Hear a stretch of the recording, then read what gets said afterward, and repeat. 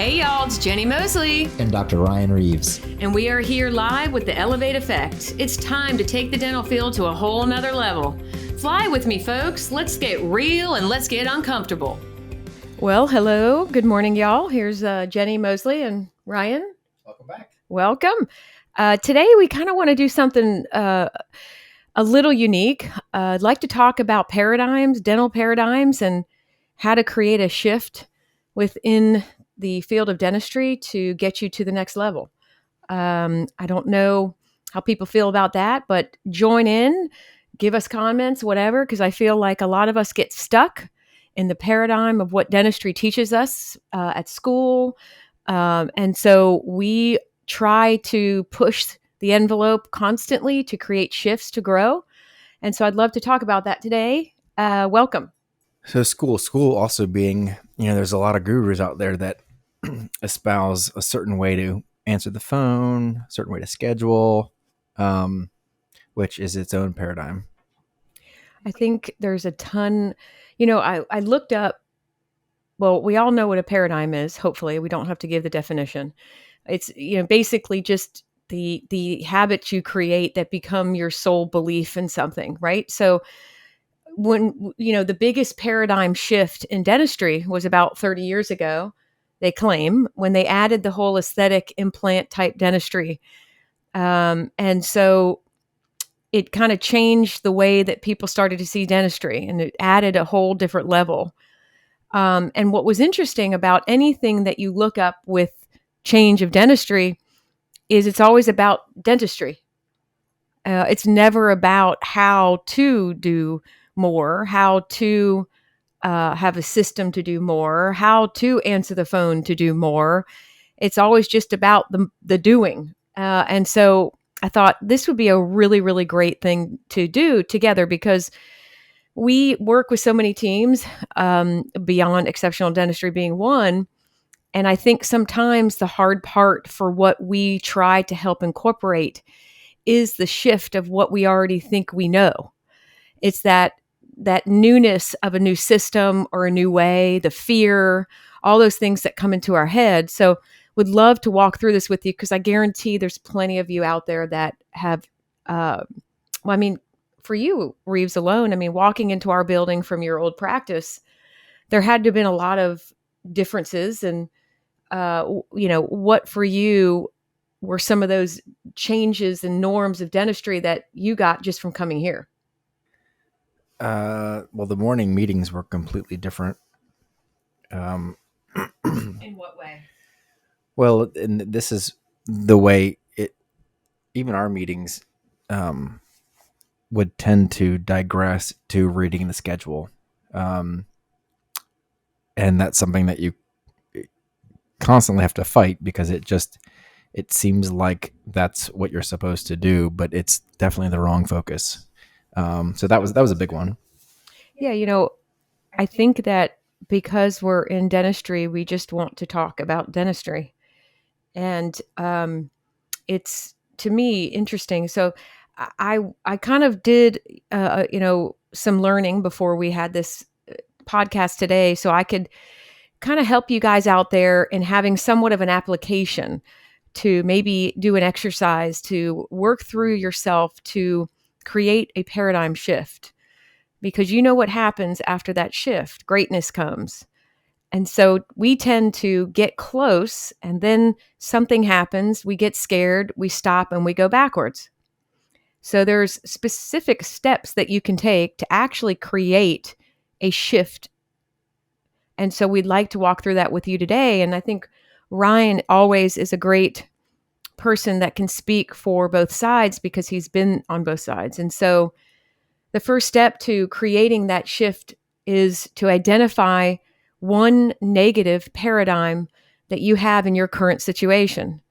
What would you say, Ryan, is some norms of negative paradigms in dental offices? The schedule always has to be full. Okay. Fill the schedule. And so why to you is that negative?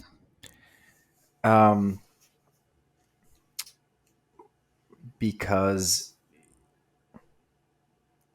I think you end up getting so busy in the practice that you can't work on the practice. Okay. So overall, and I'm wondering if anyone out there is going, man, why would you say filling the schedule's negative? Well, to us, negative is more about results. And so just filling the schedule isn't necessarily planning a positive result. Maybe if you turned it into something that would be recognizing opportunity, that could be a way to shift your paradigm. So we identify that we filling a schedule is negative, just randomly. So, you know, then you got to create a new identity statement, as I just said. Instead of just saying fill the schedule, why not just say to yourself, you know what, I see opportunity available. There's opportunity. Make that hole in the schedule opportunity. Change the way that your conscious mind thinks about it, so then your subconscious mind knows what to do. Does that make sense? Yeah, I follow you. I think one of the reasons paradigm shifts I think are so difficult, and not they're difficult for me. I think they're difficult for most people, but it's typically doing something that you're already unsure about, right? Because we do what we're comfortable with, and that's what we always default to, and it's difficult to push through that to do something so different. It's like you're kind of, I guess the term gun shy comes to mind, where you don't even get through the shift because you're trying to make the shift, and then something bad quote happens, and you're like, oh well, this isn't working. And That is the quote of the day. How many times I hear that from teams? Yeah. It's just not working. This doesn't work. Right. So one of the things that you're really great at, Jenni, is just because you see things differently than most people, instead of a problem, and there are problems, but instead of sort of focusing on the problem and lamenting or complaining about the problem, um, you see an opportunity to improve something or make something better, or just look at it from a completely different angle, which I think really allows you to continue down a path that even you, I mean, you do a lot of things that are really uncomfortable for you, and you're always pushing yourself and eating your frog. Well, so this is great. So number one, identify the negative paradigm, right? That's see a hole, fill it. The second one is get a new statement, identity statement to it. Instead of that, let's say, hey, I see opportunity tomorrow, guys. Now you're telling yourself that there's opportunity, not a problem. Because when you start to speak in that, um, people want to go where something seems doable. People don't want to go and follow you when they see that it's not doable. So when you just say, hey, fill that hole, they're thinking, that's impossible. Instead of, hey, I see opportunity tomorrow. What can we do about it? That's possible. Then the third step is, create this new identity statement to be a new belief. Belief is about how your mind works, right? So if you just write down all the statements as to what you used to say about filling a hole, and write new ones, and start practicing yourself. Make it become a new belief, and saying, I'm not going to say fill the hole anymore. I'm going to say, hey, I see opportunity tomorrow. What are we going to do? Once you believe it, you will figure out how to do it. When you don't believe it, that's when you convince yourself that it's not working, so the shift never happens. The When you think about it, taking that time where you're not filling, but you're looking for opportunity, I mean, that turns into a full schedule also. I mean, it's, but instead of just being so fearful about, well, I need every minute of my day accounted for, and I need to be in a chair in an operatory every minute of every day, that's not as productive as you maybe think it is. Well, hopefully the people that are listening to us are the people that want that difference in dentistry. The people that want to just run around all day are probably going to turn this off. I think the people that want what we've perfected over the years are the ones listening. And so, we have to do this always. And this is something very simple. I mean, we're talking about filling schedules. Imagine if you do these little baby things, how a bigger one can affect in such a big way. So you've got negative paradigm, which is filling the schedule. You've got a new statement to change the belief system, which is, I see opportunity tomorrow. Let's figure out how to do it. Then that needs to turn into the way that the mind believes it. You have got to say it over and over again. You cannot, it has to become your new belief. You have to believe for yourself that that is opportunity, because once you believe it, you will make it happen. So the fourth step, they say, is to create the visual. People have to have proof. So you got to see, feel, hear. You got to have all these visual things happen in order for somebody, yourself, to believe that this thing can work. So if you have a hole in your schedule and you say, "Hey, I see opportunity tomorrow," and you say, "Team, let's see what we can do," and then you say to them, "Well, how do you guys feel about this hole in the schedule? And here's how I feel about it. If it had something of opportunity, here's how I would feel." Create for them the visual as to what you experience as a leader when you see that hole. I don't even think all they do is hear you say, "Fill the damn hole." Do they really understand what you see? You see money in a trash can. You see bills going out the wazoo. You're hearing your wife saying, "I want new dishes." I'm sorry. And then you're feeling sick to your stomach. Do they know all those things are happening? What you want to say to them is, "Hey, you know what I want to feel? When I see a hole in the schedule, because of how I changed the statement to you all, I want to see you create opportunity. I want to hear you all working together to do it. And I want that to give me the feeling that my practice is being handled." That's powerful. Boom. Ryan, how does that feel to know you have that here? I like what does that tone that your voice reaches when you laugh but talk at the same time? It's pretty cute. Is it? Yeah, no, I think, Jenni, why you're such a great leader is because of that delivery. So instead of, I'm very passive aggressive, which is horrible.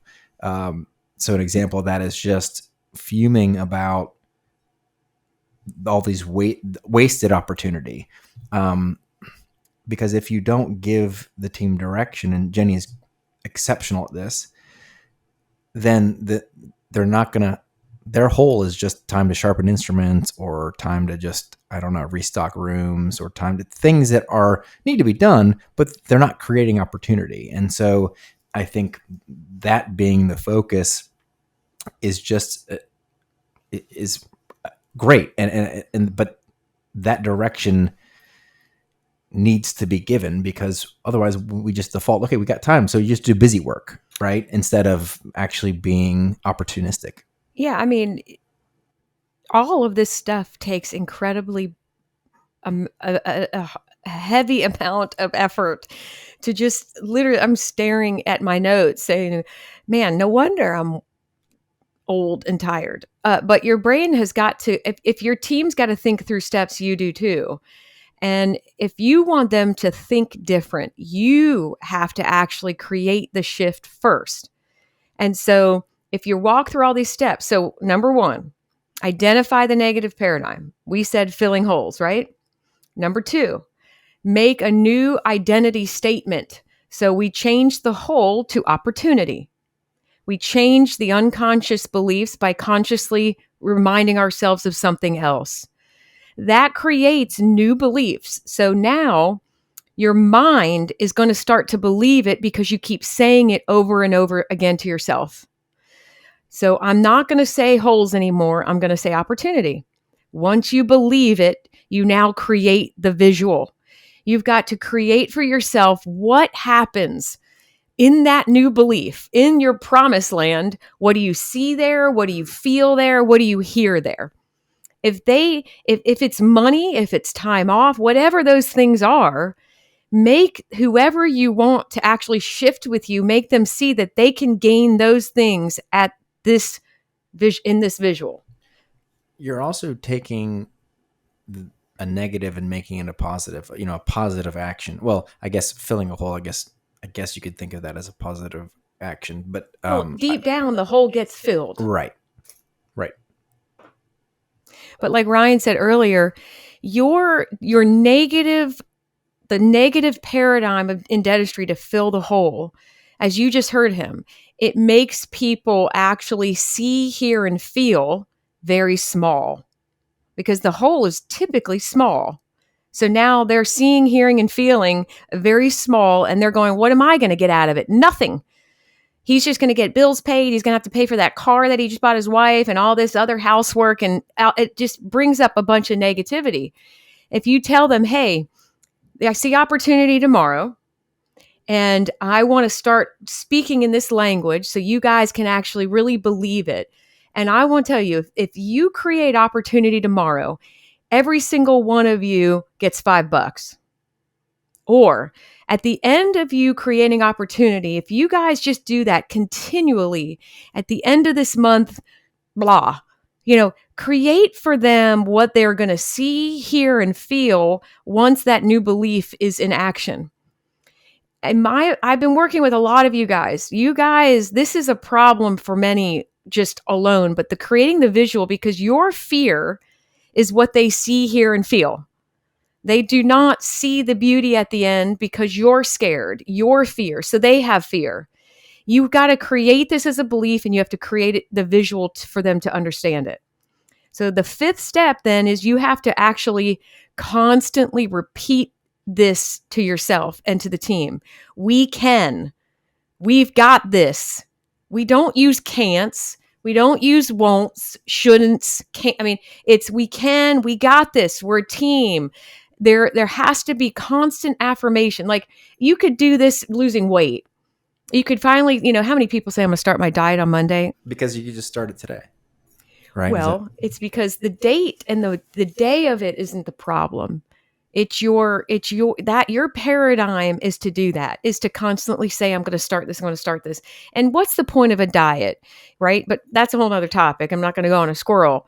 But I guess my point is, repeat affirmation. If you say to yourself, I can lose 10 pounds, of course I can. That's simple. I can do this. I can. You will do it because you have your subconscious, conscious mind is telling you that you can. And that's just how God made us. So you've got to repeat the affirmations to you and your team. You got to explain to them, we're changing the way that we do things because I want you to see, hear, and feel better for yourself and me. By doing that, we have to speak in a more affirmative. Boom. Write that down. Affirmative.